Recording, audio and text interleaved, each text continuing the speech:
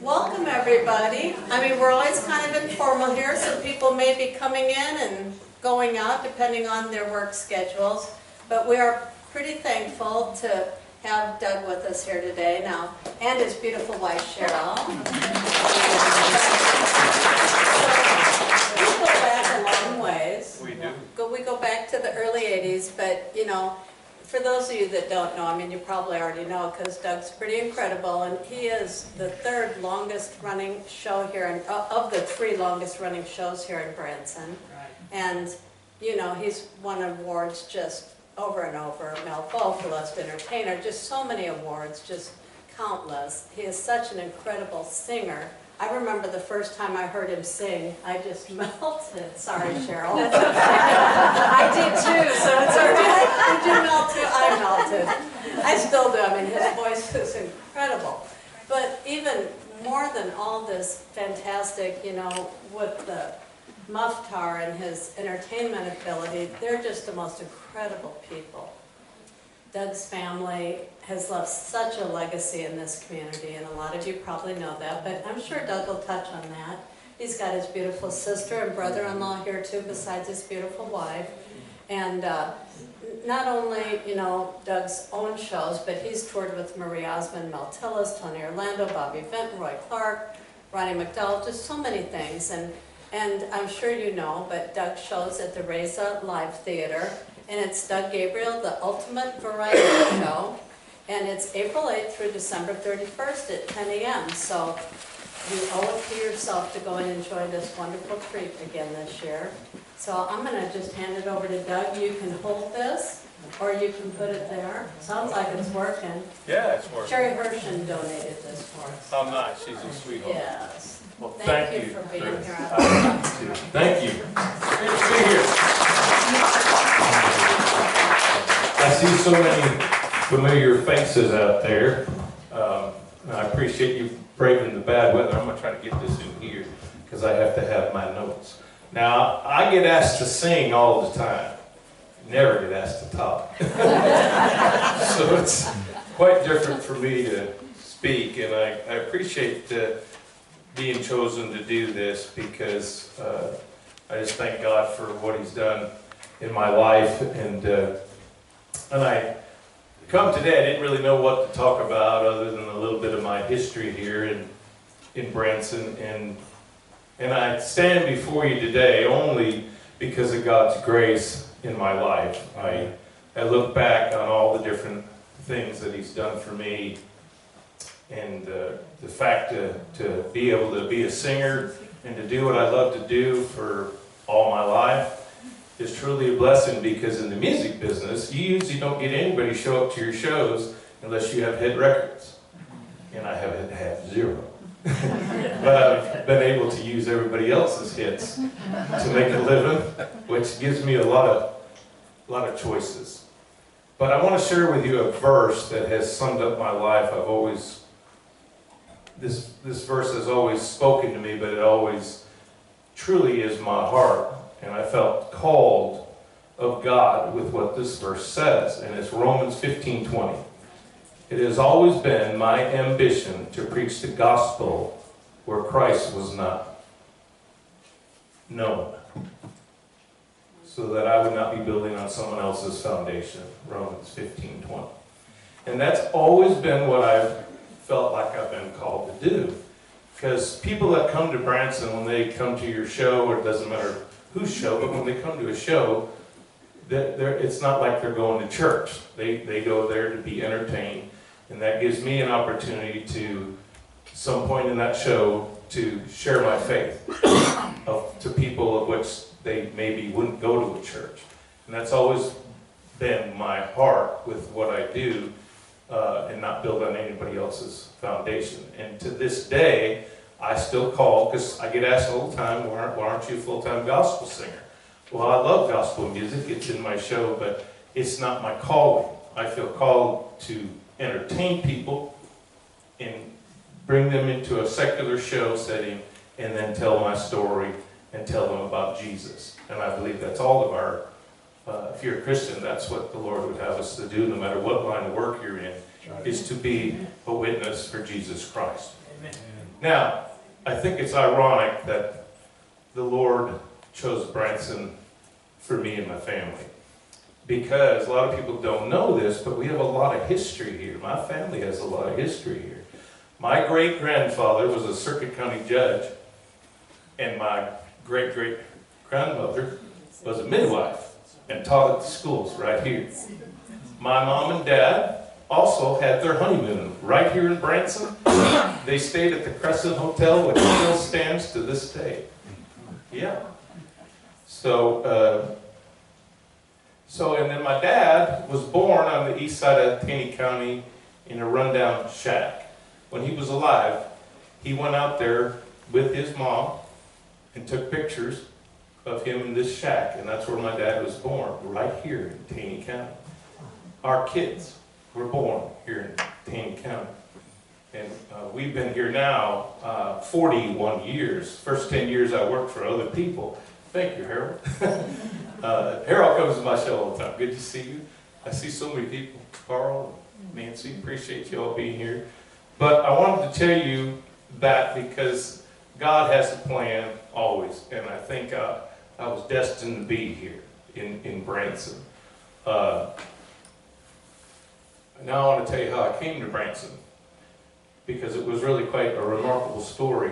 I don't know how many of you are familiar with Osage Beach, Missouri.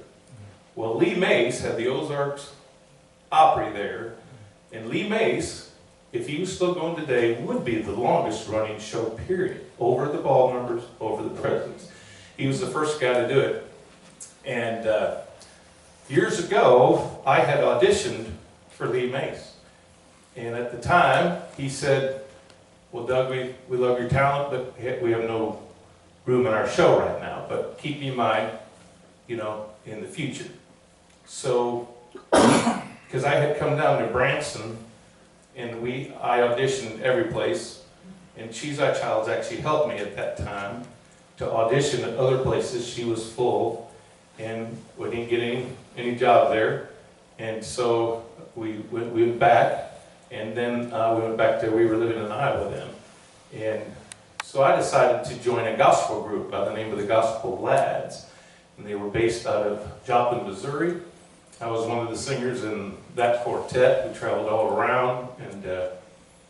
But then as I was in this gospel group, unfortunately, I saw things that I really didn't like to see, because this particular group, and I'm not down on anybody, but their focus wasn't on really reaching people for Christ. It was more of let's look the part, let's see how many tickets we can sell.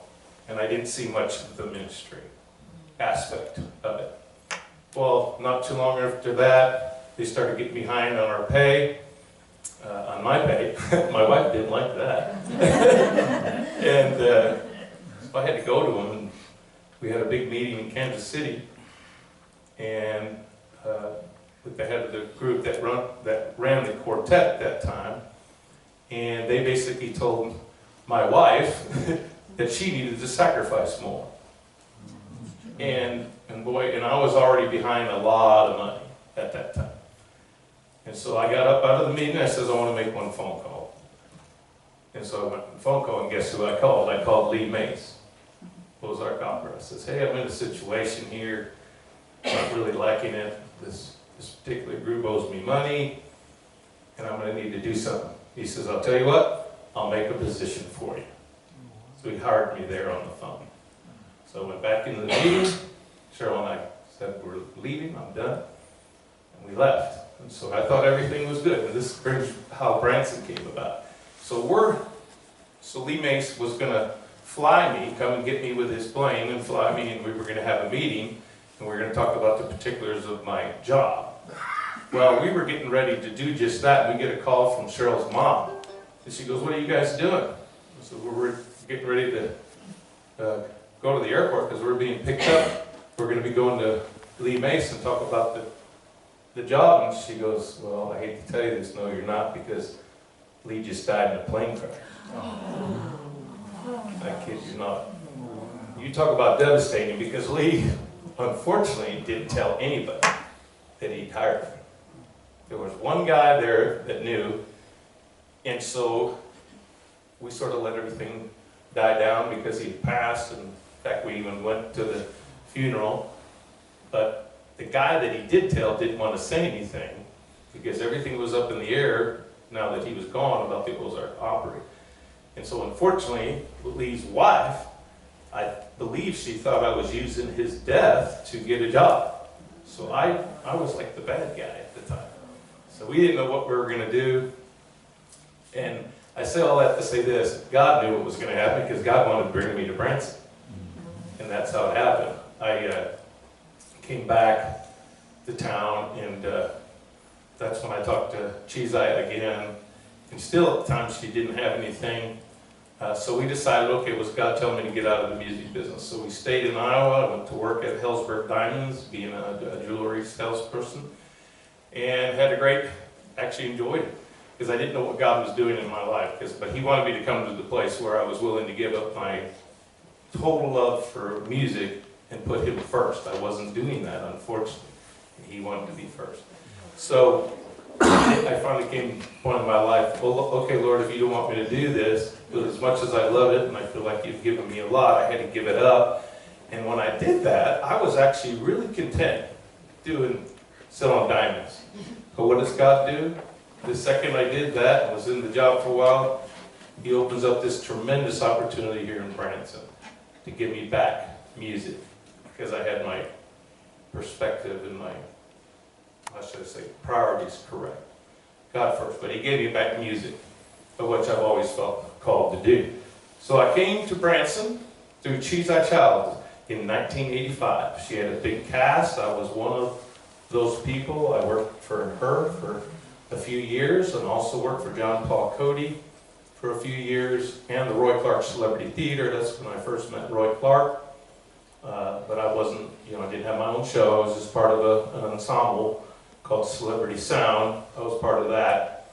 And then in 1994, we were given the opportunity to have our own show by Jim and Ann Stafford at the Jim Stafford Theater. And that was in 1994. We are now going on 31 years.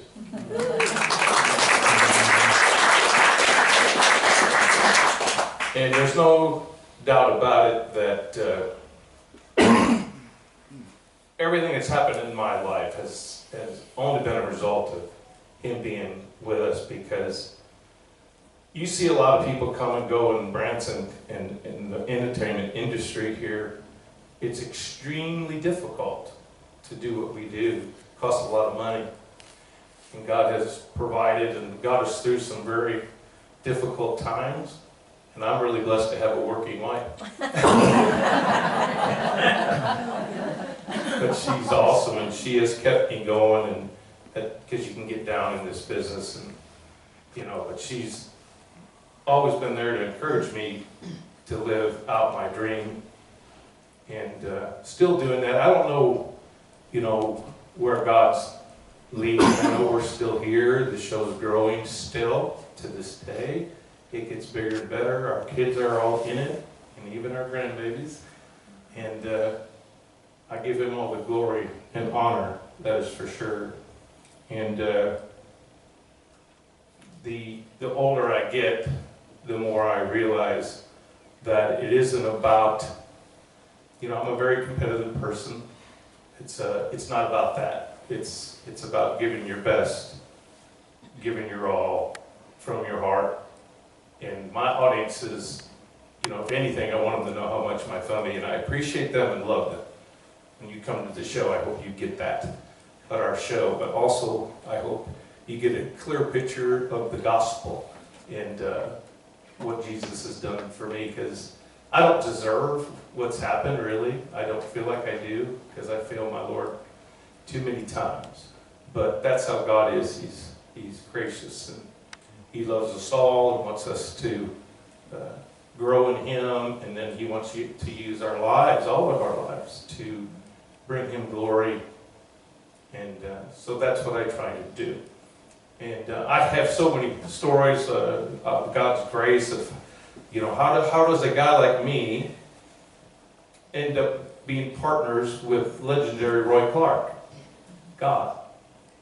And if people knew the contract of what I paid Roy Clark, I'll just give you this. It was a handshake deal, and I didn't have to guarantee him anything. It was, that's the Lord. And then Roy and I grew close as friends. In speaking at Roy Clark's funeral was one of the greatest honors of my life, because I'm going to tell you this quick story. My grandmother, you may not even remember this, Debbie, but my grandmother, she lived at our house when I was growing up as a kid. She would bring me into her bedroom because she was watching TV. She said, I want you to see this guy on TV. You got to see this guy on TV. I'm like, who is it? And she says, it's Roy Clark. She would let me watch Roy Clark play the guitar on TV whenever I think it was Hee Haw. But I often think back at what she would have thought to know that I was his partner here. That's only by God that could happen. He was a big artist, and I found that out at his funeral. Just, he was known worldwide, not just here. Everybody that you can think of was at that funeral for him.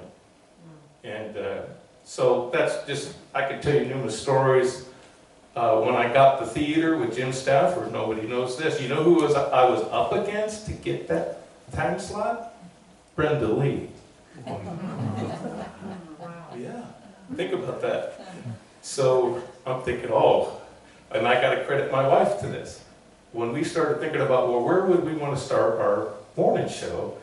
So we start naming all these different places. I said, honey, you know where I really like to be? She says, where? I said, Jim Stafford Theater. It's great. The guy's, he's so successful. It would be so great to go there. And I said, but there's no way on earth that that's ever going to be there. And she goes, you don't know till you ask. And so I asked, and she put us in the running. And like I said, that was up against Brenda Lee. Same thing happened, by the way, when I told her, I said, I got this crazy idea. I want to approach Roy about doing a show with me. What do you think? Same words out of her mouth. All she can say is no. That's what a good wife does. And of course, she said yes. And we were together for about 5 years. But through the opportunity of being in Branson, I've gotten to know many celebrities. Wayne Newton, Tony Orlando, Ronnie McDowell, Bobby Vinton, all these different people, Marie Osmond, and the Osmond brothers. And it's been such a blessing. And what you find out, no matter how big the star they are, they're still people, just like you, all of us. And and I found truly that a lot of times the greater the artist, the nicer they are, because they have nothing to really prove to anybody. But anyway, that's a little bit of my history here. I'm very grateful. Chris mentioned a little bit. I got to tell you about that muffler guitar. I still play the original one in my show. My dad invented it for my brother and I, and we had a band back then playing those muffler guitars in the 70s called the New Relations. My brother-in-law even did some shows, helped us with some. We used to pour smoke, dry ice on the concerts when we do big concerts with those things. And I still play the original one, muffler guitar, in my show. And then there's 2 replicas of it. One's in Ripley's Believe It or Not Museum, and the other one's at the Rel Foster Museum out by College of the Ozarks. There's a replica.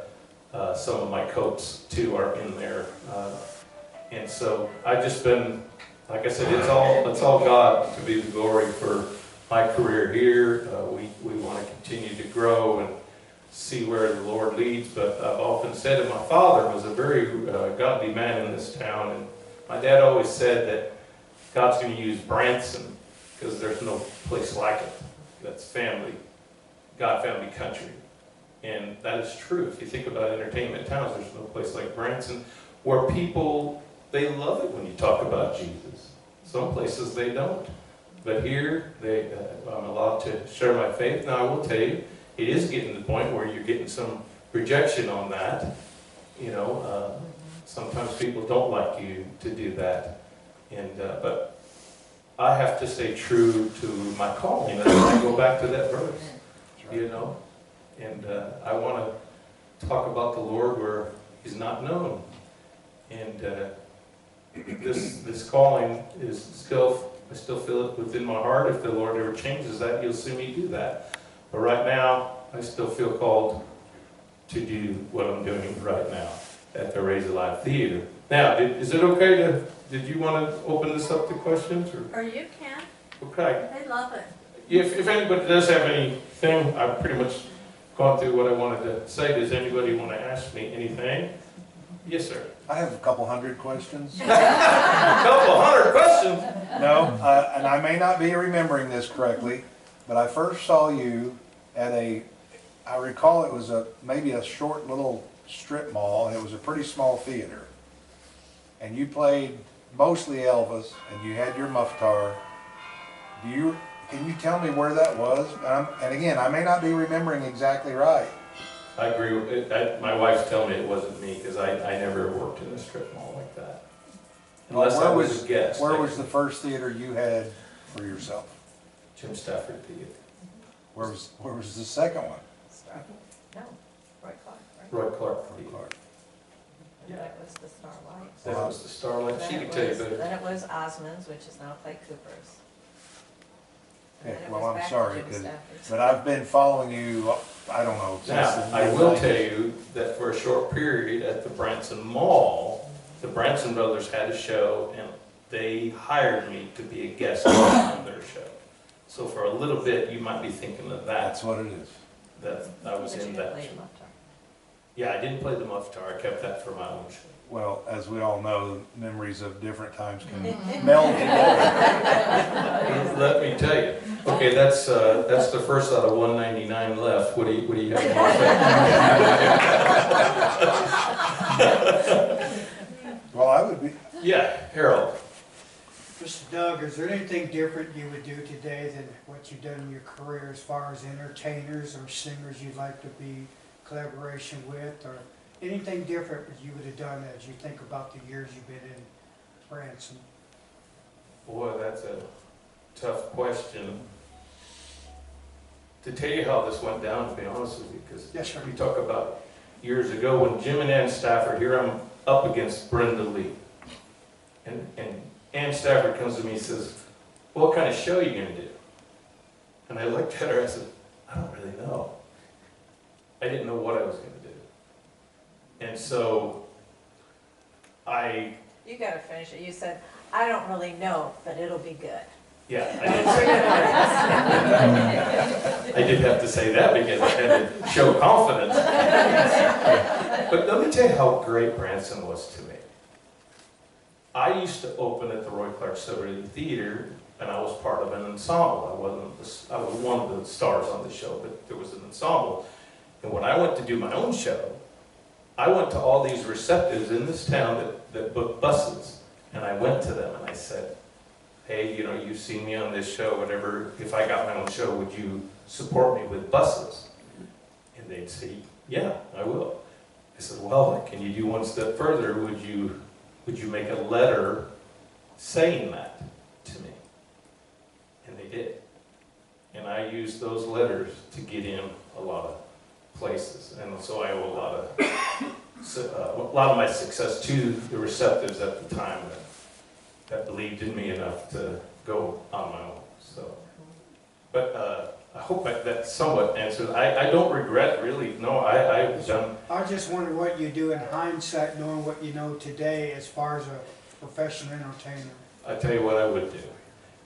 Not that I'm ungrateful, not that I'm not saying that I'm unhappy in what I'm doing, because it's where God wants me. But Yes, the sir. only thing Cheryl and I have talked, I really believe had we gone nights instead of mornings Yes, years sir. ago, it would have made maybe a bigger difference.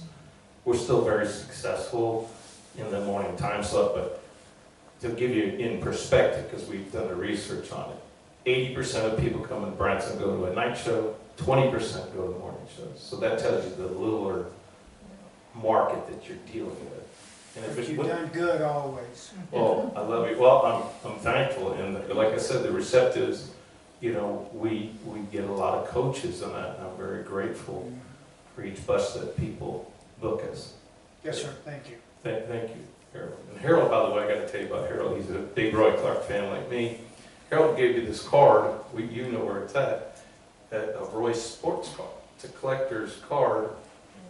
Roy Clark had a sports car. And who gave me that? It's called the Super Picker. Yeah, yep, and I appreciated you doing that. Him and, you know, he was my favorite guitar player, but Elvis is my favorite singer, and he was mentioning how I do Elvis, and I still do him to this day. Don't try to be him, but I do his music. Anybody else have anything else to ask me? Yes, ma'am. Are your children in the music industry? All of them are, yes. Our son Josh, he drums for not only me, but he drums for the Ball Knockers. And you guys remember Terry Bradshaw, the quarterback? Josh is his drummer too. And then also, he drums for up-and-coming popular band Eastern Heights. Some of you know about Eastern Heights. And so he's busy doing a lot of shows. But he helps, him and Jordan, our other son, Jordan's our comedian. If you've been to our show, you know what a nut he is. And both Josh and Jordan and our daughter Jasmine help me produce the show every year now. And they're all grown adults, by the way. They do a very good job. So, and then even our grandbabies will appear every now and then. So yeah, you'll have to come see it. But they steal the show. Do you realize that Roy Clark is looking at you over your right shoulder? Oh. And that's the face he'd give me too. I gotta tell you, this is a true story too. Only Cheryl and a few other people know it. My first time here, I'm so nervous. I'm part of the Celebrity Sound cast, and Roy was there the first time, and I'm so nervous about meeting him, but I'm thinking I'm going to meet him after the show. No, he walks in, and I'm in the green room, and I'm about ready to do Little Jimmy Dickens. which Little Jimmy Dickens, he's that short entertainer. I had this big hat on with a big guitar, and I just look at Roy does an impression. He says, "You were so funny when I first saw you," because I'm so little in this big outfit because it's an oversized guitar and the big hat, and I was about ready to go on stage doing Little Jimmy Dickens, and that's when I first met Roy. So he'll never forget that. Yes, way in the back. Years ago, you plus John Sekulis and I went out towards Arkansas, and on the left side, they were building some medieval area. Yes. You had your mufftar, and there was a guy dressed like in shining armor, and you were two to battle at one another. And I took that picture, and I never knew whatever happened to that place to begin with, or whatever you did with that picture.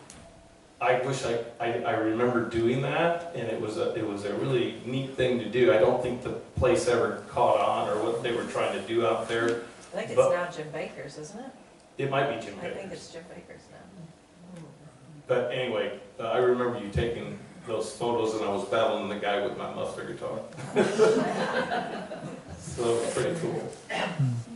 So. Yes, Chris. How did you meet Cheryl? Ooh.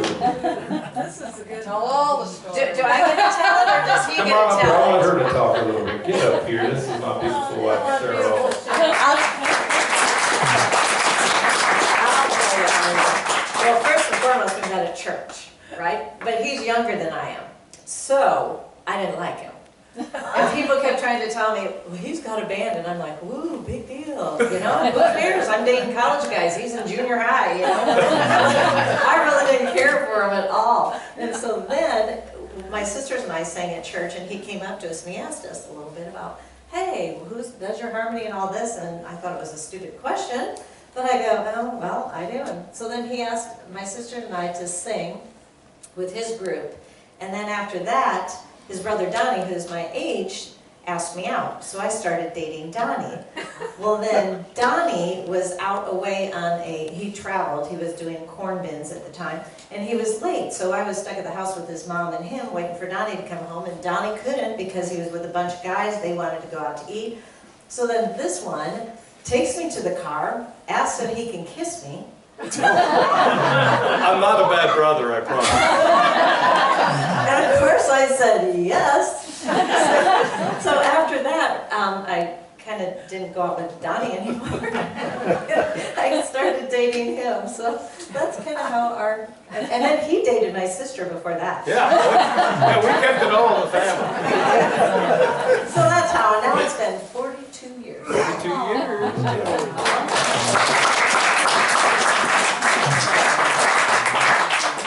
You go, girl. That's right. I gotta tell you though, my brother did that a lot to me. With women I dated, let me tell you.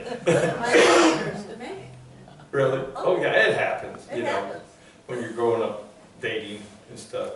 And I've had some of my old girlfriends come to my show in Branson. They do. And it's quite funny when they do, right?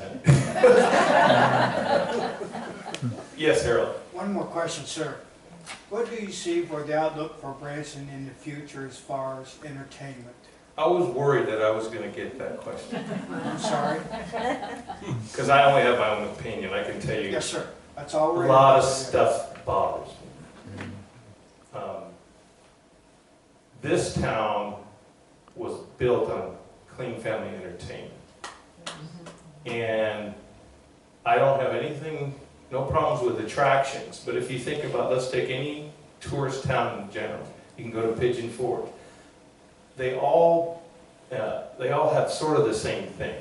And even in big major cities, you have theme parks, blah, blah, blah. You have all this stuff that we have here. The only difference is we have the live shows, unlike any other city, that the people coming here, they get to know you. I can't tell you, we've met thousands of people that we are friends with all over the country that come and see us every year. And it's a place where the people can get to know the artists. And one of the biggest attractions for me to come to Branson, my dad's dad lived in Nixa. And when I was gone from Charlotte all the time on the road, when I was touring either with my band or with the Gospel Lads, it was so hard because I wanted to be with my wife. And my grandfather would say over and over again, why don't you come to Branson where the people are coming to you? And at the time, I just didn't have the right perception of Branson. And then when we came down here, actually started here, you know, we just fell in love with Branson because of what it is. I was able to raise my family, I could see my kids, I could see my wife, and still do what I love to do, sing and entertain. So it's like a normal job, basically. You know, here, you can't do that in most places in the music business. You're usually touring, and I've talked to even a lot of national celebrities who I've become friends with, and they would tell you themselves that it hurt them in a way with some of their families because they never saw them, and they regret that. So I'm glad that God gave me Branson. I've always prayed, even when I was a kid, seriously, I always prayed, Lord, give me no success if you know that I can't handle it. And so, because my goals was big time, like I really wanted to go as far as I could, but the Lord answered my prayer, and I thank the Lord for that, because I have a beautiful family. I'm able to do what I love. I'm able to make a living at it, and a good living. No one's getting rich, but at least I'm making a good living. Can do what I love to do, and all the glory goes to God. Because if you look at the regular things in life and what it takes to do the music business, I'm a walking miracle. Thanks to Him. Thank you. Doug? Is that Ed? It is. That's the old mayor. Doug, I just want to thank you for sharing your heart and sharing your calling to come here. But I believe that the real blessing has been in the Branson community of your family coming here. And I thank you for that. That means a lot that you'd say that, because it's been a blessing. And like I said, it's quite interesting when I was telling you about the family history being from here, even long before my parents. And then them spending their honeymoon here.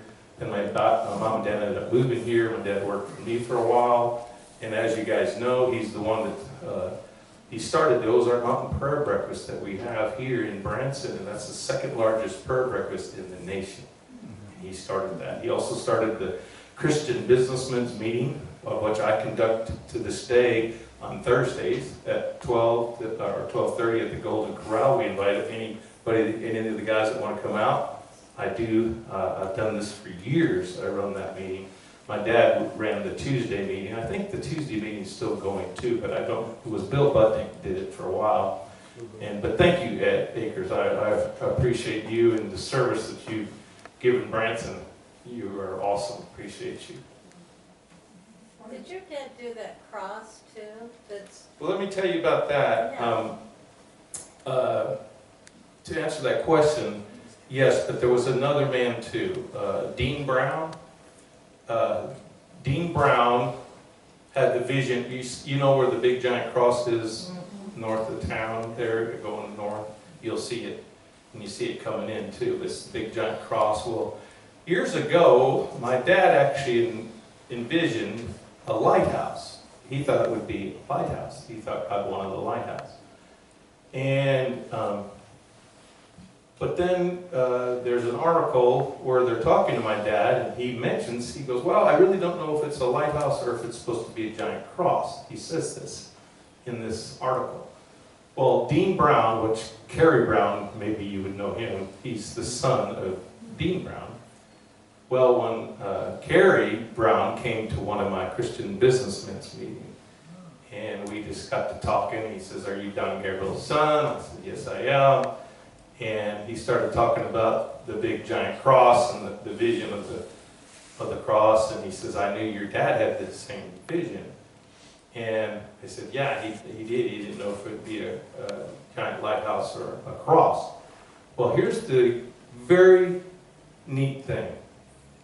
Dean Brown, he's still alive, did not know about my dad visiting the lighthouse.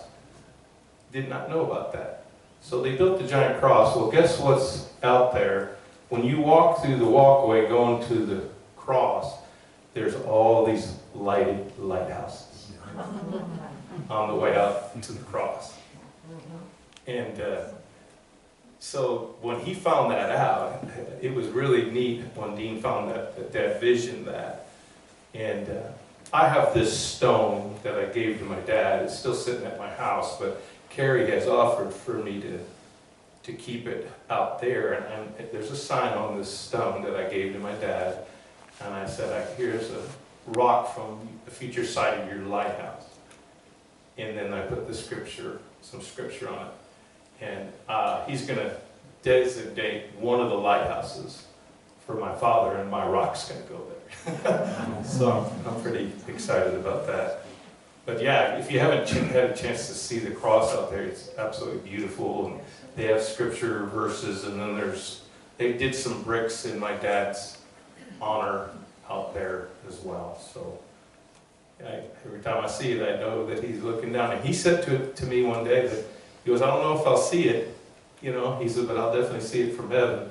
And so he looks down and sees that cross and knows what it represents. That's what I love about Branson. That's what we are. And the day we fail to do that, when we don't honor Jesus and our veterans and our country, and then Branson, to me, will go way downhill. God has blessed Branson for that reason. So I want to thank Chris and everybody here for having me here today. And we want to see you at the show. It's going to be a new show, a lot of new things in it this year. We'll start up April 8th. We'll go to the end of December.